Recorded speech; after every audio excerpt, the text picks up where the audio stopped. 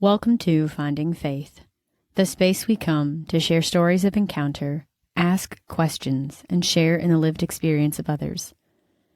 As you listen to the stories of our interview guests, I ask that you consider the courage it takes to stand before your peers and share your experience of faith for the benefit of another. My name is Jessie Bennett, and this is the 27th episode of Finding Faith.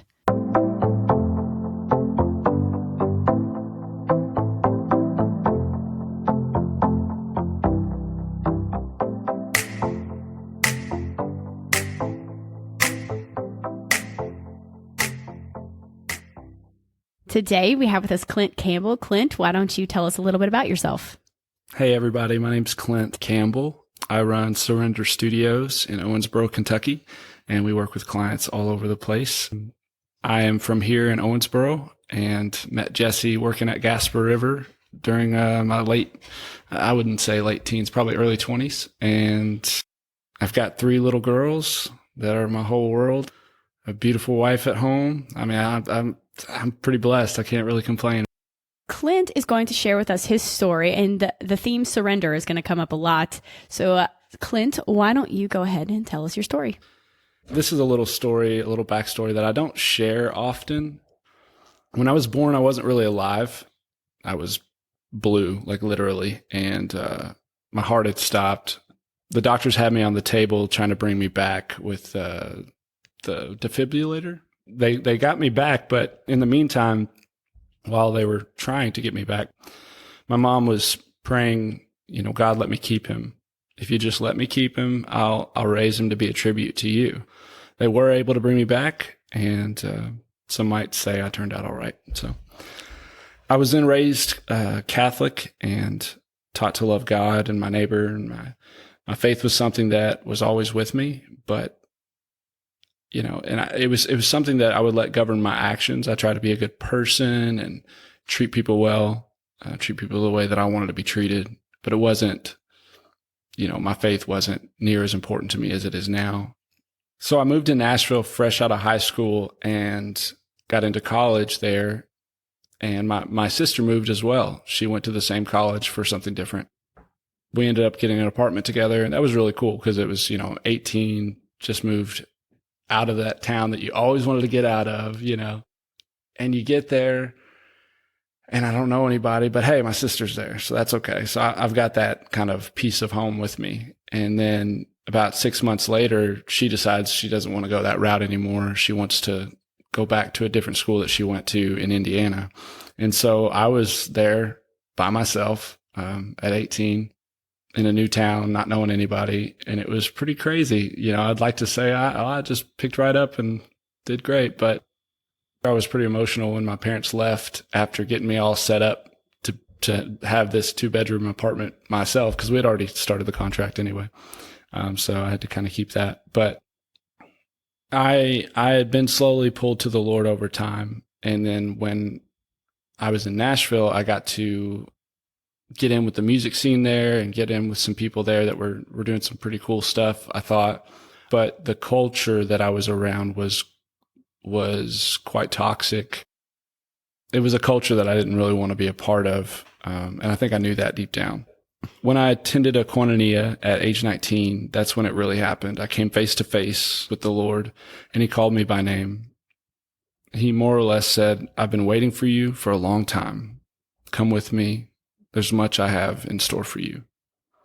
From then on, I had hope. I would spend the next 2 years in silence, pretty much. In between classes in Nashville, I would come in to churches for sometimes 3 or 4 hours at a time. I would just sit in silence, stare at the crucifix, journaling, praying. Matthew Kelly, one of my favorite artists, one of my favorite authors at the time, he called this the classroom of silence. Positivity would be my best friend. Tony Robbins tapes played me to sleep at night. My apartment was so quiet at times, I swear I could feel the good and bad spirits battling for my attention. The extensive time spent there in silence taught me how to bear the silence, how to be content with the silence, and even how to enjoy the silence and stillness. I would pick a bad habit to cut out each week and many said they could see a huge difference in me that year. I made the dean's list in college, which a lot of people would be surprised by my high school performance. It's amazing how well you can do when you actually care about the subject. But I interned with Big Machine Label Group and had quite an amazing experience there. I started working as a worship leader at Gasper River Retreat Center, and this is where I met Jesse and so many others. I learned so much from that place, and I grew closer to the Lord. I later met my wife at Gasper River, and it was December 29th of 2012, and we dated for 3 months before I proposed. We were married about a year after I proposed. After getting married, I knew I needed to have a steady job to support my family, so I left my youth ministry job that I was in because at the time it wasn't going to provide. I let myself sink into the monotony of just working a 9-to-5 job, doing something that I wasn't passionate about, only to come home and numb myself with TV or food. This was not a good place for me. I pretty much felt hopeless. But I knew God was by my side and that He had something meaningful and impactful planned for me. But I was often frustrated because I couldn't feel Him like I used to. These were my trial years. I would say all years are trial years, but these were a special kind of trial years where I grew closer to my wife and to God over time. Becoming a father taught me to let myself take the back seat. My children were the priority now. My job, which I disliked, was the priority. I sunk into complacency. I poured myself into learning material and started playing music for bars and restaurants. The music was very therapeutic for me. I started 7 years ago now and have rarely stopped. There came a point where I hit an all-time low with my depression and feared the dark thoughts in my head. I cried out to God, "Please just show me the way. Open the door. I'm ready. I surrender my hopes and my dreams and my timeline. Just bring purpose to my work life." God knew that I come alive when I'm serving Him in some way. And I just needed my specific and unique call to be made known. The next day, I spoke with my wife and she asked me the question, "What does your best life look like?" And immediately, without thinking, I responded with, "I would homeschool the kids and pursue music." Just saying those words scared me and surprised me because I never thought I would homeschool my kids. I thought, well, if we homeschool my kids, my wife will do it. It made sense in the moment, and that's exactly what we did. I started giving guitar lessons in addition to playing weddings and parties. I adore my children, and I don't want them to grow up seeing a father who was too afraid to do what he was called to do. That drives me a lot, I think. I want them to see that it's possible to go after something with all your strength and surrender to God's will at the same time. That with Jesus, all things really are possible. About a year ago, my wife and I had another talk about our future. I said, I really love my life, but I think there's something else God's calling me to initiate. I told her how I believed God was nudging me to start a Christian recording studio. After praying about it, she agreed that if this was something I felt God calling us to do, that we should do it. That was when we prayed, "God, if you want us to start a studio, just make it known. Like, we will pursue it, and you just let it happen when or if it is time." And it was just a couple weeks later, the world went into lockdown. Somehow God provided all that we needed to get the dream off the ground. And in the middle of a pandemic, and much faster than we ever thought possible. It's like we said yes, and boom, we just took off. Now I get to run Surrender Studios. I'm a stay-at-home dad, preparing to homeschool these 3 little girls, and I'm given the opportunity to surrender often and in various ways. And after much preparation and honing of my skills, we're open to the public. God's vision for my life is more clear than ever. I encourage anyone struggling with blind faith to press on. Don't lose hope. Timing is everything. More specifically, God's timing is everything. Thank you, Clint, for sharing your story with us. Sure. If you don't mind, I've just got a couple questions for you. Of course. It seems like one of the common themes that comes out of your story is this idea of surrender. And surrender is not something that's easy. In moments when you find it difficult to trust God and to allow yourself to give in to His will, what do you do to surrender? Well, I think that the 19-year-old self or 20-year-old self would totally go to a chapel and sit for 4 hours, but my children won't allow for that. I think deep breaths. Surrender it's something we have to practice often to make it more of a habit as anything. Something I was reading in it's a book called The Charisma Myth, and it's a lot of really helpful tools in it. One of them is imagine all that's weighing on you, all that you feel, stressing you out or slowing you down. Imagine you could just lift it all off your shoulders and place it on the shoulders of God, of Jesus. And of course, in the book, it says, place it on the shoulders of whatever it is you believe. But I do that, and I'll take whatever it is and I'll physically lift my arms and I'll place it on the shoulders of Jesus. And it's amazing how much better I can breathe after that and how much clearer I can see and think. And I can just realize, okay, this is just a moment. This is just passing. I might not be doing what I want to do in this very moment, but I need to move through it, do my best, and get on, to the next thing. That's more of a momentary surrender. A surrender in a more broad sense would be, I think, a compilation of a lot of those daily practices, wouldn't you say? I think in the morning, starting it with gratitude really helps to get everything into perspective, and realizing that the more I help other people, the more value I'm adding to their life, the more value I feel in my own life, the more purpose I feel.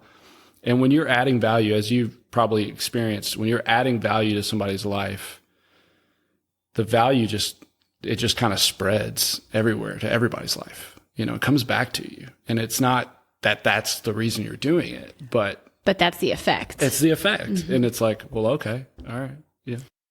And I love that you pointed out the importance of starting your day with gratitude and finding those moments to have gratitude for what you have. Yeah.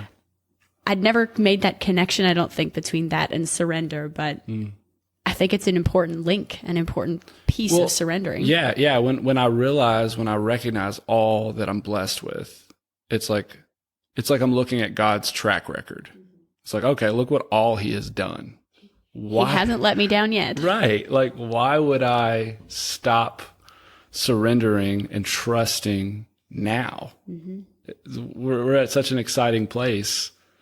Look how far He's brought me, Since we're talking about surrender and the role that it has in your life, that's the name of your studio. Correct. Talk to me a little bit about what it was like to start a business in the midst of a pandemic. I imagine that came with a lot of anxiety. Yes. But it sounds like that at the end of the day, you surrendered everything and God took care of it all. Absolutely. So I guess if you just want to talk to us a little bit about starting a business in the midst of a pandemic and why you named it Surrender Studios. Well, I'll just touch down on the name real quick. That was about a year-long Google search where I'm like looking up these studio names, and there's always someone in Norway or LA or somewhere that has something that you're wanting, when you're looking for a name. And I'm like, well, I mean, I guess I could do that. I could still use it, but it was never right. The names were never right. If they were cool and they weren't taken, they didn't really fit what I was going for. So I just kept praying about it. I was like, I think I finally let God help me with it. And I was like, okay, I surrender. Just give me a name. I don't want a business with no name. And it was like in that moment of surrendering, I was like, let's just check that out. Let's check out Surrender Studios. And there was like Sweet Surrender or all these other things, but nobody had Surrender Studios. And I was like, all right, that's it. We're doing it. So Yeah. So starting a business in the middle of a pandemic, you get used to people looking at you strange because they're all trying to figure out how to find their balance in the middle of this. And you're jumping ship and getting on a different ship and like, I'm going to start up a whole new thing. And they're like, okay. I remember telling a friend, or I had a friend over to the studio and let him check it out. And he was like, wow, this is really great. He's like, man, I'm proud of you. He said, I would be so terrified right now. And inside I was like, well, I wasn't, but I kind of am now. Like, thanks for saying that. But yeah, God just provided everything that we needed to pay our bills, to feed our children, and then to slowly build this business over the past year. I got a coach that was definitely a God thing, the specific coach that I have and the way he helps me to establish my business as a ministry, because there's not a whole lot of people in even the Christian music industry that approach their job as a ministry, which is a beautiful thing. And I'm so glad I'm learning that, that I've learned that and I'm continuing to learn that. And that can be a hard balance sometimes to strike, being a ministry and a business. Right. But the surrender piece, I think, is so beautiful in that it just shows being able to start this up in the midst of a pandemic and the way things just kind of have fallen into place. I can't imagine the amount of surrender that it took to make that leap, but God provided. Absolutely. Because he always does. Yeah. And like nobody can get credit for that but him. Like I can say, yeah, I responded. Yeah, I had faith. Yeah, I grit my teeth and pushed through when it was uncomfortable, but I didn't make it happen. Yeah, this was his will. Right. So let's talk a little bit more about early on in your story, if that's okay. Sure. You mentioned the Koinonia that you went on and had this experience of coming face to face with the Lord and him calling you by name. So could you just tell us a little bit about that experience? Sure. Well, as you know, and a lot of people listening to this podcast know, that us Catholics, we believe that Christ is present in the Eucharist. And that is a little strange to some people. It's a little foreign, and I work with people from all kinds of Christianity. So my experience with God in that moment that we're referring to, he was on display in the monstrance, which is the gold stand that holds the Eucharist. And we were all just sitting there in adoration. And it was like all the stuff, all the fog of life, whether it be depression or anxiety or whatever, your to-do lists, whatever it is that distracts you from God's love. It was like all that stuff got cleared. And it was just like we had a moment of true intimacy, true just locking eyes and just that spiritual embrace, that feeling that like I am safe, I am home, I am loved. I can only relate it to when I watch my daughter breastfeed. Like she's safe, she's being nourished, she needs nothing. And that was what I felt. And so then you talked about being in the classroom of silence, so the next couple of years having this classroom of silence, spending time in these churches in intense prayer. Can you tell me a little bit more about what you mean by the term classroom of silence? Absolutely. So there's a talk that you could look up by Matthew Kelly about the classroom of silence that would give you a little bit more, but I'll give you my take on it. The classroom of silence for me it was you step into somewhere silent, somewhere quiet where you can be alone with God, but you're not just there. You're there to learn who you are, learn who he is, learn what it is you're being called to do. And it might just be what you're being called to do today. And it just might be, I need to call my mom. I need to check in. I need whatever it is. But in this classroom of silence, for me, it consisted a lot of journaling and then sitting and then journaling and then sitting and just being. The simplest way to put it would just be being. Human beings don't do a lot of that. So that's that is probably the most life-giving practice, I think, is just being.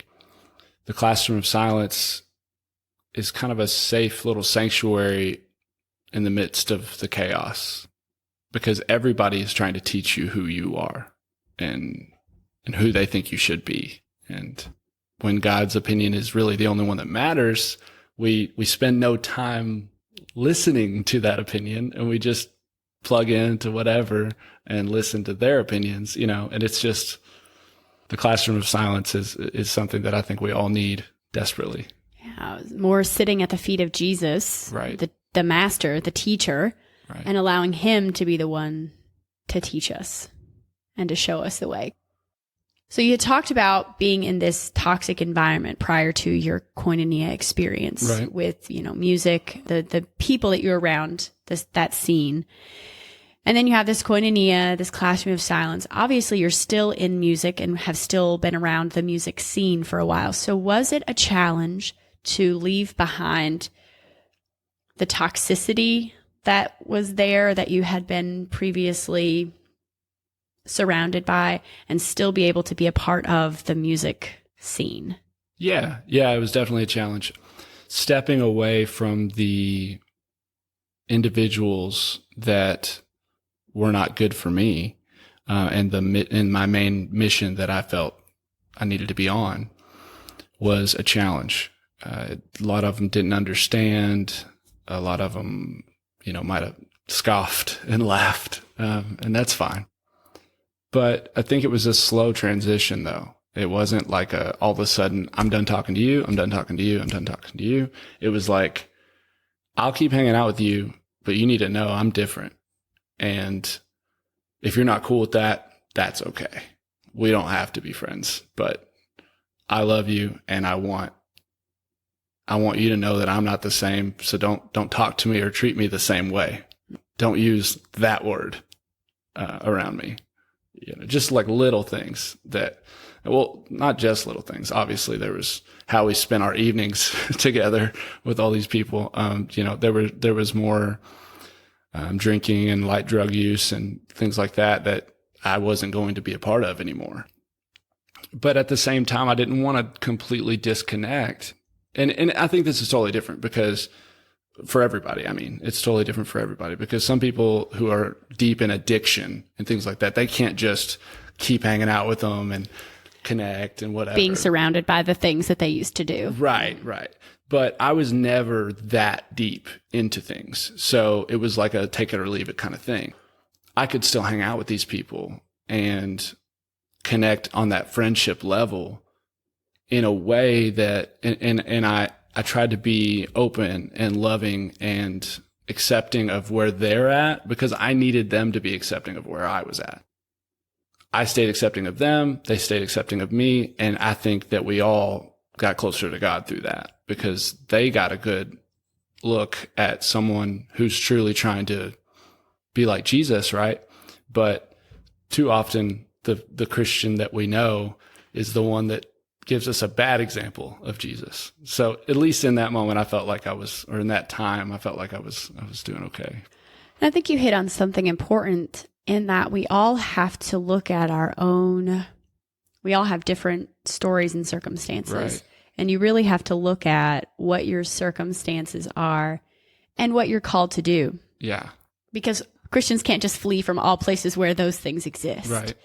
But that there are people who it would not be good for them to have stayed in a scene like that. Absolutely. Or to have been around that type of, be exposed to those kinds of things, because it would have just sucked them right back in. Right. And I did eventually part ways with these people, but I think for me, that was just my path. I felt like for me, I didn't feel like God was telling me to just completely cut off these people. But if I did part ways, eventually they would understand. And I think that's how it worked. And we're all on good terms still. And they've come to know Christ now, and it's pretty awesome. So I think that's even more reason that the classroom of silence was necessary for me, because, you would hear everybody around you and what they talk about, and that sparks thoughts in your mind, and that becomes what you think about. And so who you surround yourself is definitely really important. more reason to be in the classroom of silence where you're surrounded by God. If you look at Jesus, he had his 12 Right. that he, his three, even, his inner circle, the three, Peter, James, and John, that he came back to on a regular basis.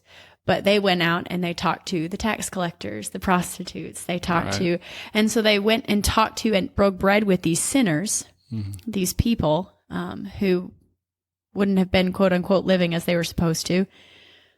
But at the end of the day, they always came back together, and they had their own fellowship, their own group that they were able to sustain and help support one another in faith. Right. And as Christians, I think that's important for us too, that if you are in these places where you're witnessing, evangelizing, you also have to have a place to come back to, whether that be the classroom of silence, whether that be a group of people, whether that be a spiritual mentor, something to help feed and foster your faith. Right. And then there were times where Jesus was like, even my close people, y'all wait right here. I'm going to go do my thing alone. And talk to my Father. Just talk to my Father. Right. Well, thank you so much, Clint, for being here with us today and talking with us. Would you like to say a quick word about Surrender Studios before we close out? At Surrender Studios, we just want to help people to figure out what their call is. If it's in the music, industry, that's awesome. And we do co-writing, we record, we mix, we master. But more than anything, we want to provide an experience. So we're also going to get a product out of it, but at the end, you shouldn't be the same. So we should help you to grow into who you are supposed to be, at least who God calls you to be. So. And I imagine, is prayer a part of this process for you guys? Absolutely. Yeah. So especially in the co-writes, when we sit down for a co-write, sometimes we could sit down for like 4 hours, just praying and throwing lyrics up in the air and just kind of seeing what sticks. And, it's really beautiful. It's really cool to let God help us create. So I did think of one more question that I wanted to ask you. And you mentioned earlier that this is not just a business for you, but a ministry. So could you tell me how this is a ministry and not just a business? Well, I think it applies to everything. So how I set up the space, how it feels when you walk in there, I want it to feel welcoming and, obviously safe, but a place that sparks creativity. So it's designed well, looks nice, but more than anything, it's a space where, I feel like God has kind of sanctified it or anointed it, for his work. So there's the physical space, but then there's also these artists that come to me. They might not always know who their audience is. And so finding out who your audience is, what they're going through, what they need to hear from you. And if that resonates with you as well, we need to write about it. And we need to, go find that one out of the 99. And a lot of the time, this comes through social media management. And because those people are out there and they're commenting on your stuff. And so it just takes a couple clicks to figure out who they are, maybe what they're going through. And then you can write thematically about those things. And it is more of a ministry in that sense, because we're not just writing songs that might be hits. We're writing songs that will touch hearts and draw people in and start conversations. And I just don't think there's enough art like that these days.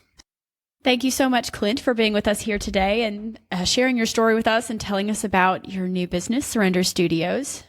Thank you so much for having me, and God bless everybody. And thank you all for listening here today. If you are interested in hearing more stories of finding faith and encountering, tune in next week for our next guest. If you have questions, need someone to journey with, or would be interested in sharing your story, please contact me at findingfaith123@gmail.com.